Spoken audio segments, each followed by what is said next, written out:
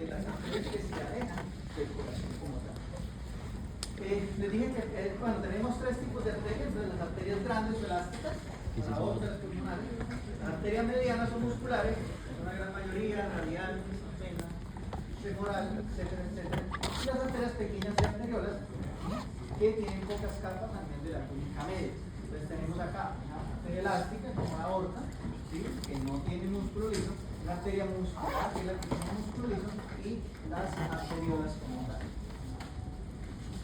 Entonces, arranquemos con las arterias grandes o elásticas.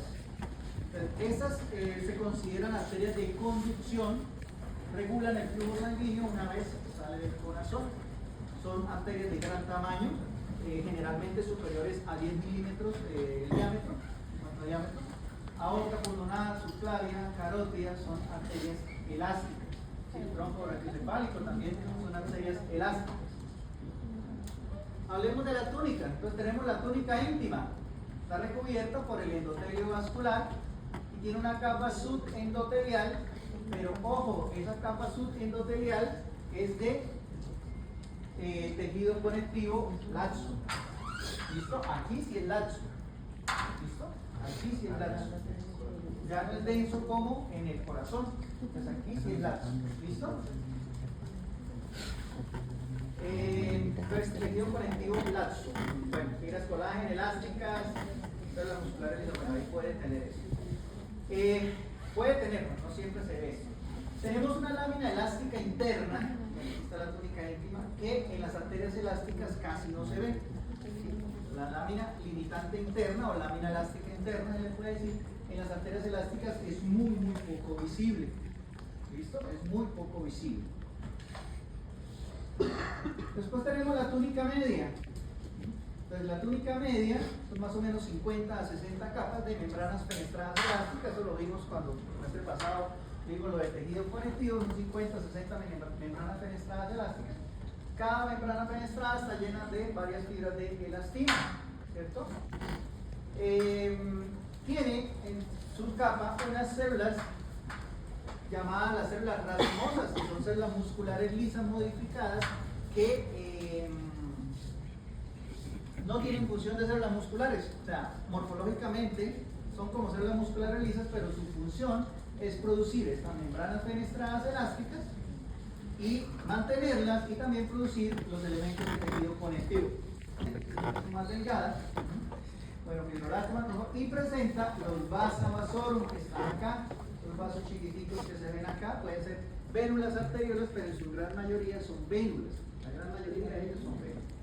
Entonces, ¿qué pasa con los vasa vasorum? Bueno, antes de decir los vasa vasorum, aquí está la luz de la aorta por donde va la sangre, y solo el primer tercio de esa capa media es capaz de nutrirse de la sangre que viene por la luz. ¿Sí? Solo se oxigena y se nutre por esa parte. Quedarían 2 tercios desprovistos de nutrición y de oxigenación. Entonces, ese es el papel de los vasa vasorum. Nutrir esas 2/3 partes de esa pared o de esa túnica media de las arterias elásticas por lo grandes que son. ¿Listo? Eso es lo que hace. Bueno, esa es la túnica, las arterias elásticas. Las arterias musculares o medianas son muy características. Ya la principal característica es que no presentan membranas fenestradas elásticas, sino ya tienen músculo liso. La primera clase vimos que las arterias coronarias más grandes, los vasos más grandes, es una transición entre elásticas y musculares. Tienen las dos características. Eso es como un paréntesis entre eso. Se consideran arterias de distribución, son las más numerosas, distribuidas por todo el organismo, braquial, popliteo, femoral, radial. Bueno, hay muchísimas arterias de tipo muscular. ¿Sí? Ya es un tamaño mediano, entre 0,1 y 10 milímetros de diámetro, tienen esas arterias. La túnica íntima tiene el endotelio vascular y se caracteriza, bueno, una capa subendotelial de tejido conectivo laxo, y se caracteriza por tener una gran lámina elástica interna. Entonces, esta sí se ve. En las musculares se ve demasiado la lámina elástica interna. Es la gran mayoría, no en todas, pero en la gran mayoría podemos observarla. Es muy visible, ¿sí? Incluso en algunas se ve el endotelio debajo de la lámina elástica externa. Alcanzan a ver los dos, se puede ver la separación. ¿Es la misma limitante? Sí, la misma. limitante o elástico interno. Entonces es la misma, ¿listo? Entonces eso sí se ve bastante bien. Después viene la túnica media, que es músculo liso, fibras musculares, dependiendo del tamaño de la arteria, es el número de capas. Entonces, ahí está. Pero no hay fibroblasto. También en una lámina elástica externa, pero esa lámina elástica externa no es muy definida, entonces acá no se ve. Entonces, en las elásticas se ve la externa y en las musculares se ve muy bien la interna. Lo contrario, para que lo tengan claro. Casi no se ve. Una túnica adventicia que es prácticamente del mismo ancho que la túnica media. Una túnica adventicia.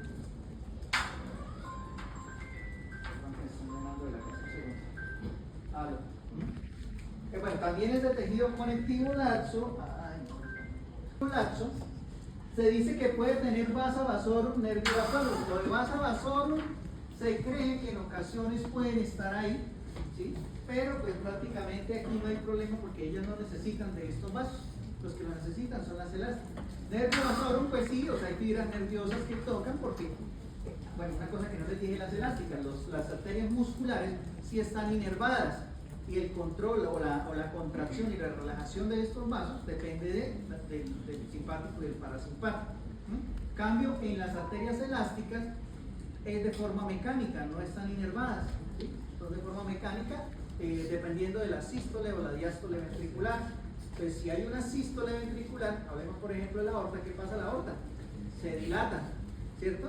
Y cuando ya pasa la sístole que viene la diástole, se relaja, entonces se contrae. Pero ¿cómo lo hace? Como es un caucho, una cauchera, entonces ¿qué pasa? Se estira el caucho, entonces después de que estira, se pasa la presión, vuelve otra vez a su forma normal.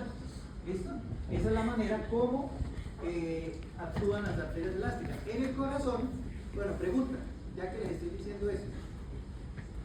Las arterias coronarias se llenan en sístole o en diástole.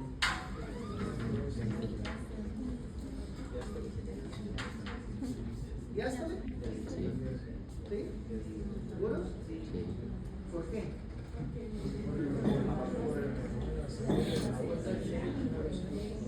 Bien, en diástole. Entonces cuando se está contrayendo, cuando se está contrayendo, principalmente que empieza la diástole, que se empieza a contraer, el retorno hace que se vaya y se llenen las coronarias. Ajá.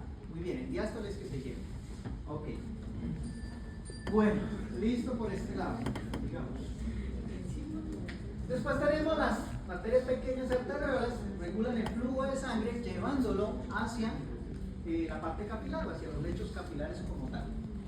La túnica íntima, muy delgada, solamente se ve prácticamente lo que es el endotelio. Aquí dice que la lámina elástica interna, pero realmente verlo en esos pasos es muy jodido.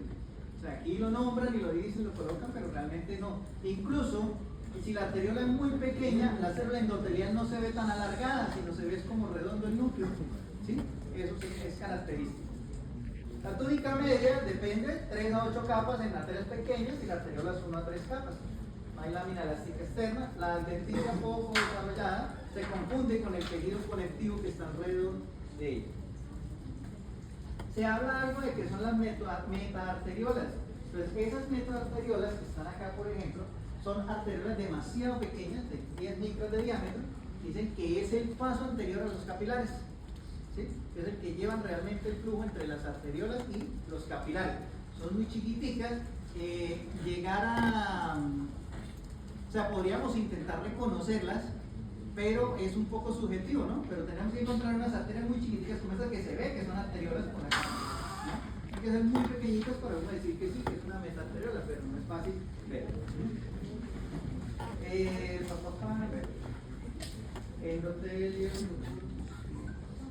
Bueno, los esfínteres que regulan el flujo, se dice que habla que tienen unos esfínteres a ese nivel que regulan el flujo hacia la capilaridad.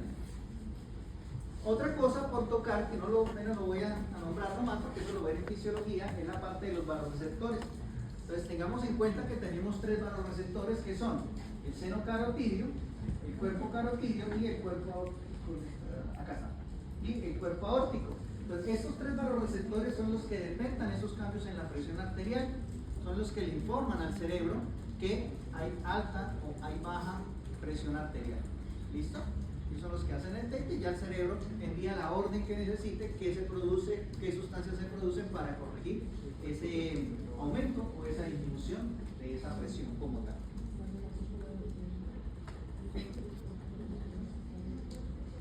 Entonces, pasamos a los capilares como tal. Entonces teníamos las arterias, que vienen de mayor tamaño a menor tamaño hasta que llegan a los capilares.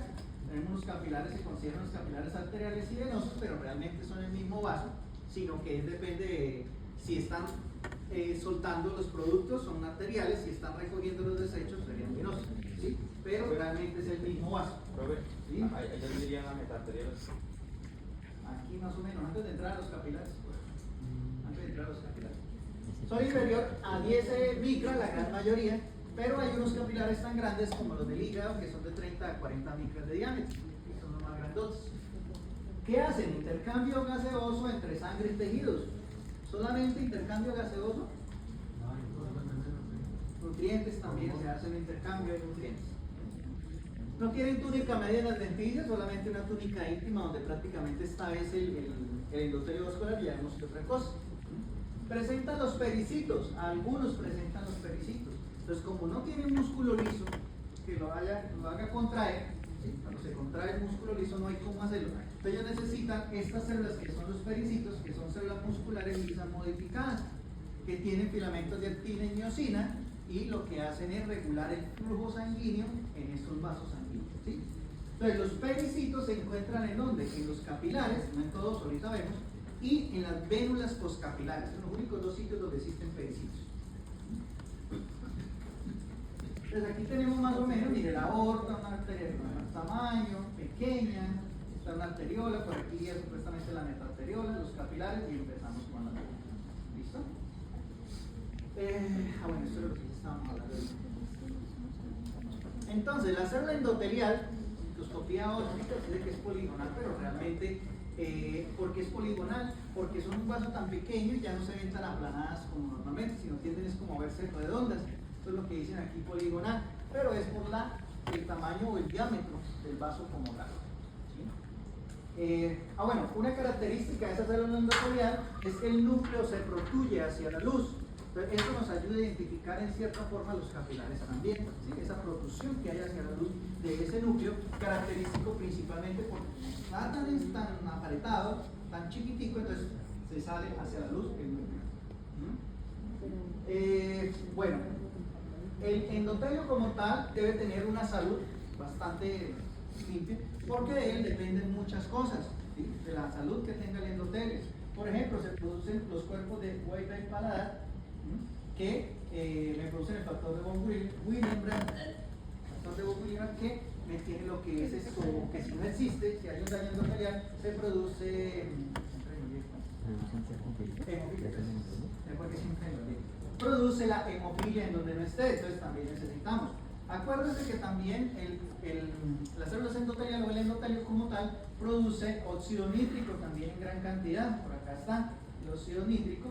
Ese óxido nítrico, la salud de él depende también para el flujo sanguíneo, para evitar la acumulación de placas de ateroma, a nivel reproductivo también, ¿sí? Del hombre principalmente es muy importante, ¿sí? Para que haya el llenado de esos cuerpos o de esos senos cavernosos como tal. También secretan colágenos de diferente tipo, 2, 4 y 5, laminina, endotelina. Esa endotelina se ha estudiado o estuve revisando que esa falta de endotelina produce una especie de vasoconstricción que puede llegar a inducir cáncer de colon. No se conoce exactamente cómo es la fisiopatología de eso, pero hay unos estudios a nivel de eso. Bueno, factor tisular. Entonces son varias de las cosas que se producen a partir de ese endotelio. Los pericitos, entonces yo ya les decía que son células musculares lisas modificadas, asociadas a los capilares, principalmente, bueno, tenemos visto el tipo capilar, el primer tipo de capilar, el tipo 1, y a las vénulas postcapilares. ¿Sí? Se considera una célula madre mesenquimatosa también en ocasiones, son células contráctiles principalmente. Esto es una micrografía electrónica, histológicamente las coloraciones podemos verlo, se ve el núcleo en media luna, no es fácil encontrarlo, pero se puede llegar a ver, lo hemos visto varias veces, ¿sí? Es bastante común que lo podamos observar. controlan el flujo sanguíneo, se los había dicho la manera como lo hacen, ya que no tienen músculo lícido en su estructura. Producen estas prolongaciones que son los pedicelos, que eso lo vamos a ver bastante en renal. Vamos a necesitar estos pedicelos, que son estas prolongaciones que abrazan al capilar como tal y le ayudan, en este caso, lo normal para hacer una contracción, pero vamos a ver a nivel renal, esos pedicelos son importantes en esa filtración glomerular. Bueno, el núcleo de cefalona ya lo hemos dicho, ya les había dicho también que tiene filamentos de actina y de miocito. ¿Cuáles son los tipos de capilares que tenemos? Entonces tenemos capilares continuos, capilares fenestrados y capilares sinusoidales. Esa es la clasificación pues mejor, la que más me gusta, porque dice la característica del capilar como tal. Hay otra clasificación que serían tipo 1, tipo 2, tipo 3, ¿cierto? Que es la más sencilla. Pero ojo, no vayan a mezclar las dos. No vayan a decir capilares continuos tipo 1, porque eso es un error. O es continuo o es tipo 1, pero no las vayan a mezclar. Si hacen eso, les barran. Entonces, ojo con eso. ¿Listo? Esto lo que pasa es que le dice a uno la característica como tal de ese capilar. El capilar continuo es el que más existe en todo el organismo. Está en el tejido conectivo, está en el músculo, está en el tejido nervioso, está en la piel, ¿sí? Se encuentra principalmente en pulmones. Bueno, son los más abundantes, son los que principalmente tienen los pericitos. Y se caracteriza por tener un endotelio vascular ininterrumpido, o sea, no tiene poros, no tiene fenestra, no tiene nada por ahí que esté interrumpiendo la luz del capilar. Prácticamente es de transporte, prácticamente no hay intercambio en ellos. Están unidos, o toda esta parte de estas células están unidas a través de uniones ocluyentes, por eso es tan fuerte y por eso no hay ese paso de sustancias como tal. Los capilares fenestrados, ¿por qué dicen fenestrados? Porque tienen poros o fenestras. El capilar fenestrado tiene algunos poros o fenestras que le ayudan a hacer intercambio, ¿sí? De 70 a 80 nanómetros de diámetro, y están cerrados o no por un diafragma. ¿Dónde se encuentran? Se encuentran en el tubo digestivo, en las glándulas endocrinas, estos son con diafragma, y solo en el riñón son capilares fenestrados sin diafragma. A nivel del glomérulo, que son los capilares del glomérulo, capilares fenestrados sin diafragma. ¿Listo? Son los únicos que están así. ¿Por qué no tiene el diafragma? Porque si tuviéramos el diafragma no podríamos hacer esa filtración glomerular como lo vemos cuando veamos la clase de renal. Tiene una membrana basal continua con estos poros y se dice que puede tener pericitos, pero es muy raro que se presenten esos pericitos a nivel de este tipo de capilares.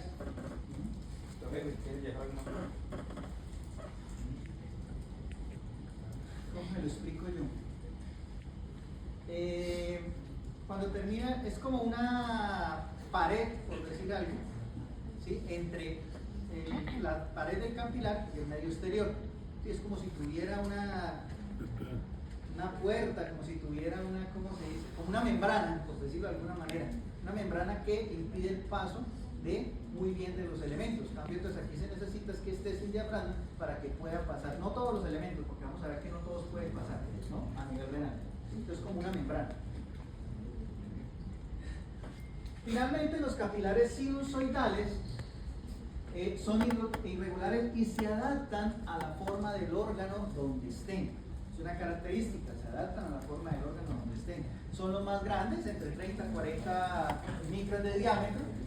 Los que tenemos, 30 a 40 micras de diámetro. Principalmente en el hígado, en la médula ósea, en el vaso, es donde encontramos este tipo de capilares sinusoidales. Mira, aquí vemos el hígado, estos espacios grandotes entre los, voy a hacer una burrada, entre los hepatocitos, entre los hepatocitos, estos espacios vasculares que son los capilares sinusoidales o sinusoides hepáticos en el hígado se conocen normalmente. Por acá, mira, acá se ve una célula endotelial, se alcanza a notar esa célula endotelial. ¿Listo? Bueno, la membrana basal es discontinua o está ausente. Es uno de los sitios donde más intercambio hay entre los capilares. ¿Sí? Entonces pueden ser, esos vasos interpuestos pueden ser un arterioveno en el hígado encontramos este sistema portal. Entonces tenemos los capilares del tubo digestivo, van a la vena porta, a los sinusoides hepáticos y a las venas centrolobulares. O sea, no pasan por una arteria como tal, por ejemplo en este caso. Entonces, los capilares del tubo digestivo hacen la absorción de las diferentes sustancias, nutrientes como tal. Eso es llevado al hígado a través de la vena porta, 70%, me acuerdo que es lo que aporta la vena porta, ¿sí? Es una vena que lleva sangre arterial de cierta manera. Después pasa a los sinusoides hepáticos y ya ahí sí sale como sangre venosa a través de la vena centrolobular. Entonces no pasa por una arteria. ¿Listo? En la hipófisis tenemos lo que es los capilares, perdón, la red capilar y a nivel de hipofisiario, los vasos hipofisiarios, o el eje hipotálamo hipofisiario que hablamos bastante. Aquí sí generalmente es entre arterias. Ahí sí que está. En el riñón también lo tenemos, como lo vamos a ver. Aquí también es a través de arterias, bueno, arteriolas específicamente. Entonces entra la arteriola glomerular aferente al glomérulo, se convierte o me forman los capilares fenestrados sin diafragma y sale por la arteriola glomerular eferente. Entonces aquí no hay vena, aquí no hay arteria, aquí no hay vena, por ejemplo. Entonces esos son los sistemas portales, son sistemas directos que hay comunicación entre venas y arterias normales que tenemos en el organismo. Bueno, eso lo vamos a ver muy bien. Hay otras comunicaciones arteriovenosas, si las recuerdan, que vimos en el chun arteriovenoso en pulmón, ¿sí? Es una circulación terminal. Aquí, por ejemplo, una arteriola, metaarteriola, capilar, vénula, en este caso lo están colocando, que puede estar en estos órganos, pero puede ser directamente entre una arteriola y una vénula, que hacen esa comunicación para ayudar con las presiones principalmente, a veces para, bueno, sí, también tiene que ver con las presiones, para si entra demasiada sangre, que en ocasiones puede ocurrir, para hacer la eliminación. Otra cosa es la circulación anastomótica o anastomosis arteriovenosa, bueno, eso es más o menos lo mismo, pero hay otra, bueno, esta es en la punta de los dedos, labio, nariz, tejido eréctil, pero esta anastomosis arterial o venosa, o sea, solita, no arteriovenosa, sino como tal, esa arterial es benéfica, por ejemplo, en el corazón. Entonces, a nivel del ápice del corazón, se unen o se anastomosan la rama interventricular anterior con la rama interventricular posterior. Entonces, al unirse, eso es protectivo. ¿Por qué? Porque si hay un taponamiento por algo a nivel de un puente miocárdico, una placa de ateroma en una de estas arterias, por el otro lado le está llegando a esa parte donde supuestamente no le va a llegar flujo sanguíneo. Entonces, es protectivo. ¿Listo? Lo que es la anastomosis de esa manera. Se habla que hay tres tipos de anastomosis. Es una anastomosis rectilíneas, son rectas, tortuosas, están, bueno, o sea, ¿cómo se dice otra palabra para no decir tortuoso otra vez? Fenestrados, por eso puede decir, ¿sí? Y están las clomos, que son en ovillos, que principalmente esta anastomosis es la que se da en el riñón, en el glomérulo. Esta es la recta. Entonces, son los tres tipos de anastomosis que se pueden presentar. La más común es la recta. La de glomo no es la de la uña. También en la uña también se da eso. Y en el ¿qué? El glomérulo, como les dije. Bueno, entonces, ahora vamos con la parte venosa.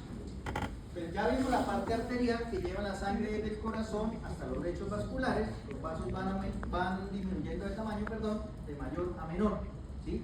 Está la capilaridad y después seguimos ahora el flujo contrario. Entonces vamos las venas, que van de las venas de la más pequeña a la más grande hasta que llegan al corazón a través de las venas cavas. Entonces transportan la sangre de retorno desde los capilares hasta el corazón. Aumentan el calibre, lo que les acabo de decir, y hay más venas que arterias, pero generalmente son pareadas. Entonces, si tenemos una arteria renal, hay una vena renal, hay una arteria safena y una vena safena, ¿sí? Que es lo más común que hay. Pero, por ejemplo, bueno, ejemplos de venas que no tengan su par o su contraste. Parte en arterias. Ácidos, correcto, la miácidos, una. Las cavas, correcto, también. Entra. ¿Cuál? Las cardíacas. Bueno, sí, las cardíacas. Bueno, pero no nos metan con corazón, aparte. Pero la miácido está bien. cavas también está bien. ¿Cuál? Entonces sigamos.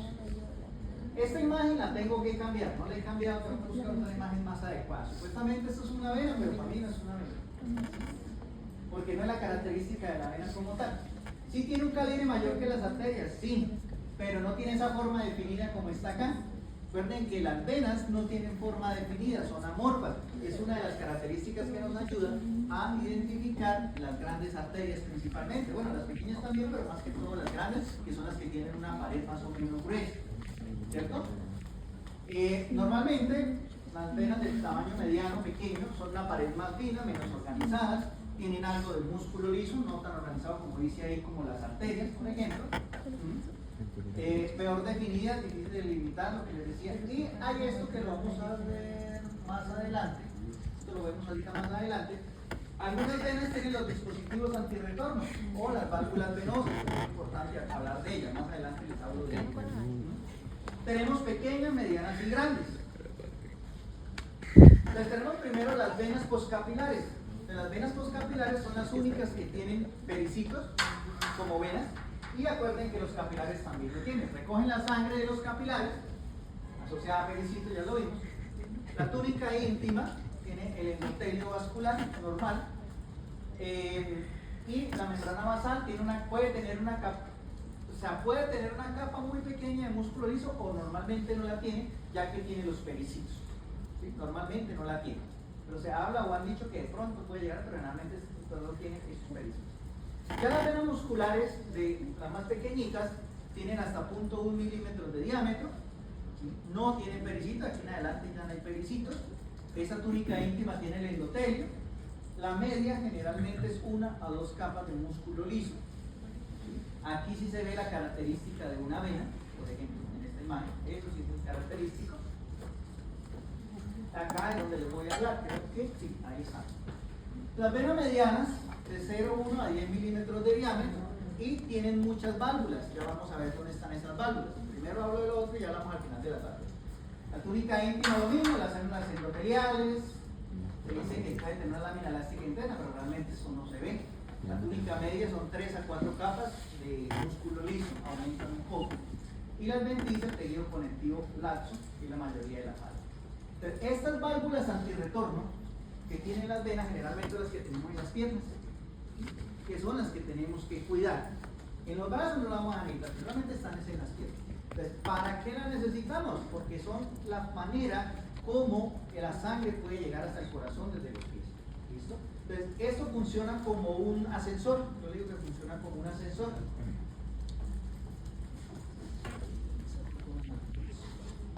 Entonces viene una válvula acá, y viene la otra válvula, acá hay otra válvula, vamos para arriba. Entonces la sangre se contrae a este nivel, o se contrae la vena, perdón, a este nivel, enviando la sangre al segundo piso. Entonces aquí la válvula se cierra, ¿listo? Y aquí esta está cerrada, entonces llega acá. Después se abre esta, enviando la sangre al tercer piso, y después se cierra. Y así sucesivamente. Pero estas válvulas es para que esa sangre no se devuelva, ¿sí? No se devuelva, no haga edema, ¿sí? Por ejemplo, cuando hay elefantiasis, hay bastante daño. Las venas varices, ¿sí?